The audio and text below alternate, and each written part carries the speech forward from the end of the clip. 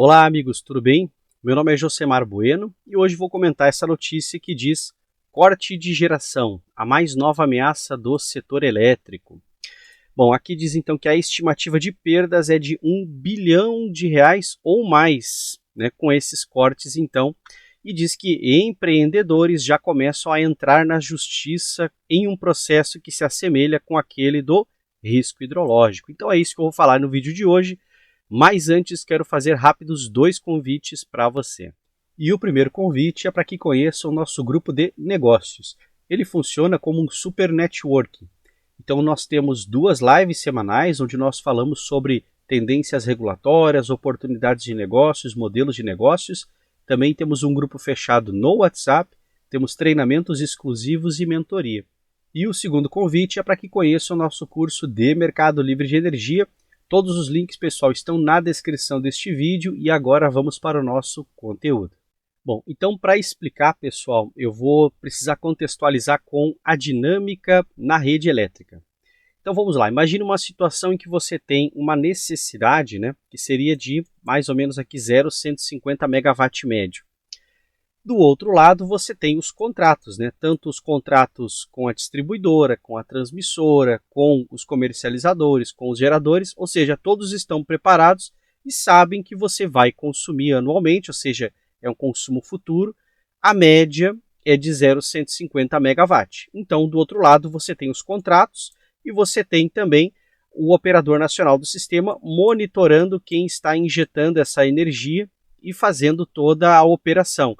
A Câmara de Comercialização faz a parte contábil, colocando a originação, ou seja, quais geradores estão originando a energia e quem está consumindo. E do outro lado você tem a operação do sistema. Como é que funciona isso aqui na prática, né? No dia a dia você pode ter uma demanda um pouco maior. Você pode ter, por exemplo, 0,151 megawatt instantâneo. E agora, se eu estava preparado para uma média de 0,150, se é uma média, eu devo estar preparado para oscilações, né? Ou seja, a média vem de um movimento oscilatório, certo? Então aí nós vamos usar um recurso, né, chamado de energia de reserva e também serviços do sistema. E aí nós temos os encargos que pagam por esses serviços. Então quando você paga a sua tarifa de energia no mercado cativo ou quando você está no ambiente livre, você paga os encargos avulsos. Os encargos que você paga são esses dois aqui. O ESS, que são os encargos de serviço de sistema, e o EER, que é o encargo de energia de reserva. Ou seja, não é uma reserva como se fosse algo que, caso eu precisar, eu vou usar. Não, é uma reserva operacional. Se você precisar de disponibilidade, ela está ali. Se você precisar de quantidade, ela está ali. É só para garantir que a média vai fechar. Então, na prática, acontece o seguinte, existe a contratação de energia de reserva, a Câmara de Comercialização ela faz um leilão de energia de reserva ou por disponibilidade ou por quantidade. Essas usinas são usinas de energia renovável, elas não são as clássicas ou as convencionais, né? São, no caso, biomassa, fonte eólica, solar, né? PCHs também entram.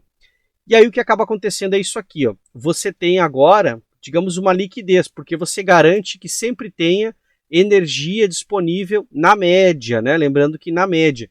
Então, se você precisar de 0,151, essa energia está lá sendo produzida. O que você precisa fazer agora é organizar o despacho e as restrições das usinas chamadas despacháveis, né? Então, pagamos o EER para garantir que a energia exista. Só que agora vem um outro problema, né? A oscilação pode ir para cima, a oscilação pode ir para baixo. Vamos supor que a oscilação aqui ela vai para 149 megawatt instantâneo. Agora eu preciso de mais energia, certo? Mas como é que eu vou acionar mais? Eu não tenho controle sobre a renovável. Então o que a gente faz é pagar o chamado ESS, por isso que está ali como encargo setorial. E quando você paga o ESS, esse encargo ele ajuda no quê, né? Para que serve esse encargo? Então, basicamente, para todos os serviços então, de sistema. Então, serviços ancilares, como geração síncrona, né? Para garantir a frequência na rede, né? A chamada compensação síncrona, ou então para garantir a quantidade ou a disponibilidade de energia. Então a gente chama, né, de encargo por deslocamento hidráulico, que pode ser de origem elétrica ou energética. Se a gente olha a origem elétrica, a lógica dela é garantir liquidez no sistema. Então você despacha uma térmica para compensar, por exemplo, uma falta d'água, né? E a origem energética, você novamente despacha uma usina térmica para garantir, por exemplo, saldo no MRE, ou seja, você tem diferenças no tipo de despacho, né? E aqui nós entramos com as restrições de operação. Então você tem o constraint on, que seria um despacho, o constraint off, que seria uma restrição de operação, e o unit comment, que seria uma espécie de fora de ordem de mérito, né? Ou seja, você despachar aquelas usinas mais caras, né? Mas aí não vamos entrar nesse mérito agora, vamos pensar aqui na dinâmica simples, né? Ou seja, precisei de mais energia, eu vou acionar as controláveis ou as despacháveis. Então eu posso acionar uma hidráulica, posso acionar uma térmica, né?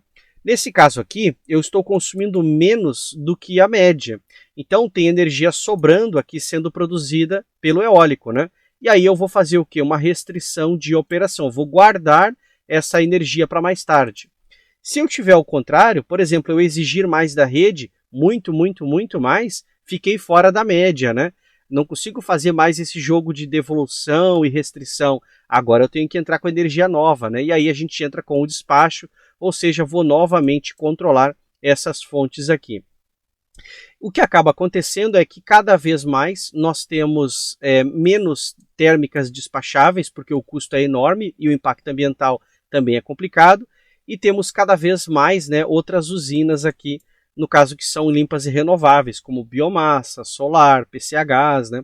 Então o que acaba acontecendo é o seguinte, a capacidade de controle ela vai ficando limitada. Então o que o pessoal acaba adotando é o seguinte, se eu preciso de menos energia e eu não consigo fazer essa restrição, ou seja, pegando esse exemplo aqui, né, ou seja, eu tenho 0,149 megawatt médio. Vamos supor que eu não tenho mais a opção de guardar essa energia em nenhuma forma.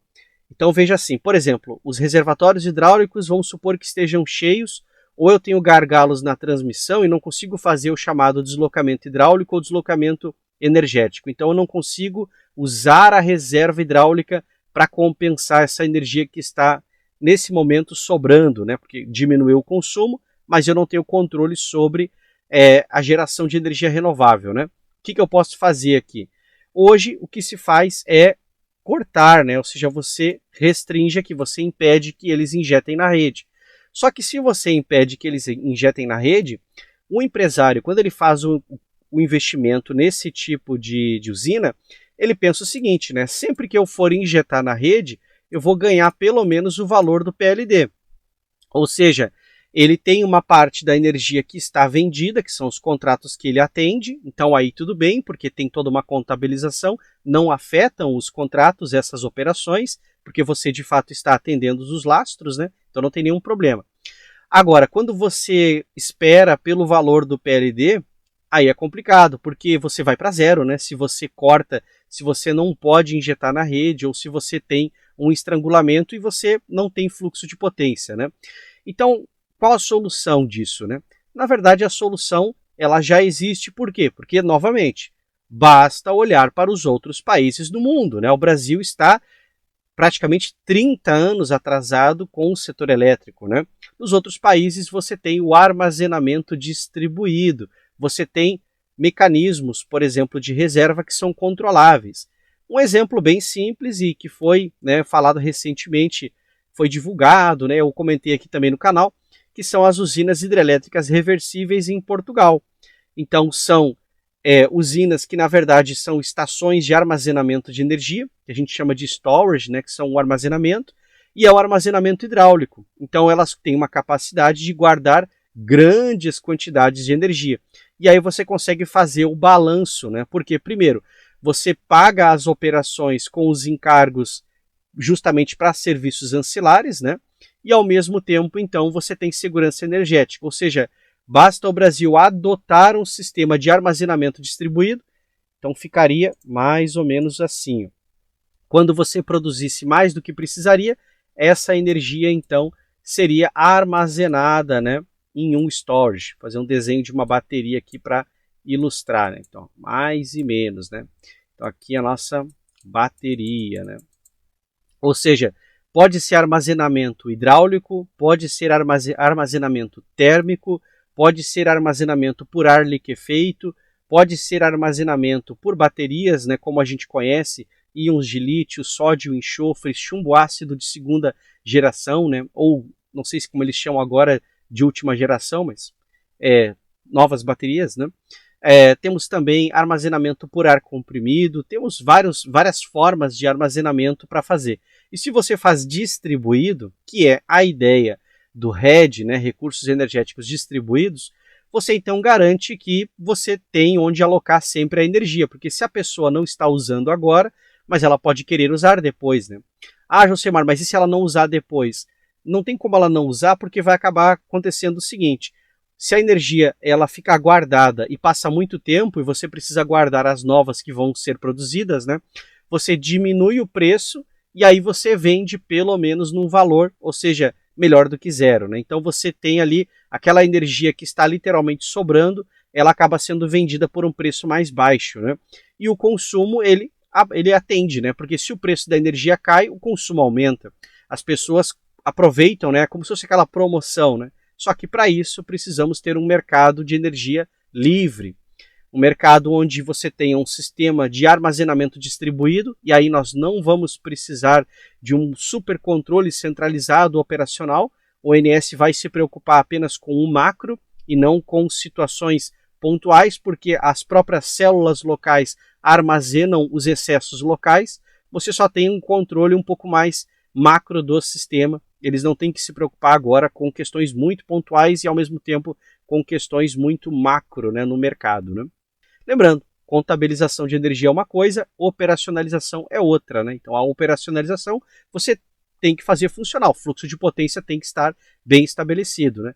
E se esse fluxo de potência permite um consumo e produção de forma multidirecional, e isso só funciona tendo um sistema de armazenamento distribuído e livre mercado, você não tem como o mercado, né, funcionar sem ser livre. Então é isso, pessoal. Então eu queria trazer hoje esse pedacinho aqui de conhecimento para vocês, né?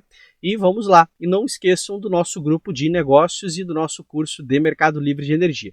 Certo, pessoal? Um grande abraço e até o nosso próximo vídeo aqui no canal.